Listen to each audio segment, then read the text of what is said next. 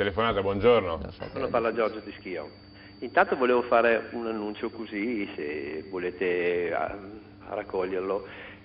Proporrei di mandare a tutte le persone che possono, visto che usano l'email eccetera, all'editore di questa trasmissione un messaggio con la proposta di tenere la trasmissione così com'è.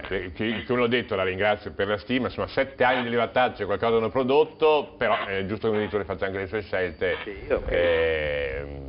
Però grazie comunque della stima che mi sta dimostrando. Su questo Qualcosa di buono ha seminato allora.